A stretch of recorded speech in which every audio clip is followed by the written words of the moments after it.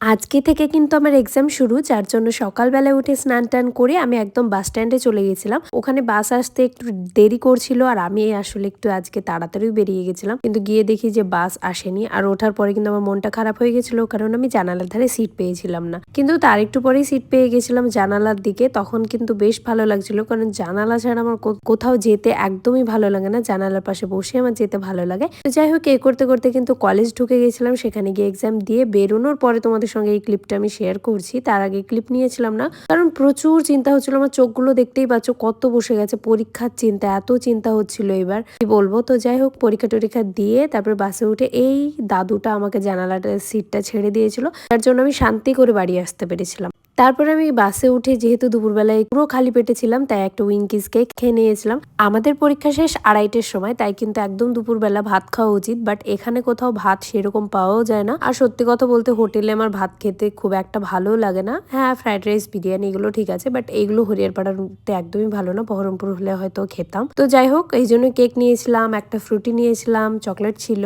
আর একটা সত্যি কথা বলতে গেলে, আমি যখন রাস্তায় জার্নি করি তখন আমার খেতে কিন্তু খুবই ভালো লাগে। আমার জাস্ট একটাই মনে হয় যে আমার জানালার কাছে একটা সিট থাকবে, আমি সারা রাস্তা খেতে খেতে যাবো। আসলে আমি যখন কলকাতাতে যাই, তোমাদের সঙ্গে তো ভিডিও শেয়ার করেছিলাম, সেখানেও আমি সারা রাস্তা খেতে খেতে যাই। যখন আমি বহরমপুর থেকে বাড়ি আসি তখনও খেতে খেতে যাই। আসলে আমার খেতে খেতে জার্নি করতে খুব ভালো লাগে। আর কানে হেডফোন দিয়ে প্রেত কথা আমার চলতে থাকবে, ব্যাস, তাহলে আমার খুবই সুন্দর লাগে জার্নি করতে। তো যাই হোক, এই ভিডিওটা ছোট্টভাবে শেয়ার করলাম, কারণ আমার এক্সাম এখনো শেষ হয়নি আর বড় ভিডিও এডিট করতে বসা একদমই সম্ভব নয়। তো এই ছোট ভিডিওটাই শেয়ার করলাম, কেমন লাগলো অবশ্যই জানিও। আর আমার কালকে পরীক্ষা আছে, সবাই কিন্তু দোয়া করো। দেখা হয়ে যাবে নেক্সট ভিডিওতে। সুস্থ থেকো, ভালো থেকো, টাটা।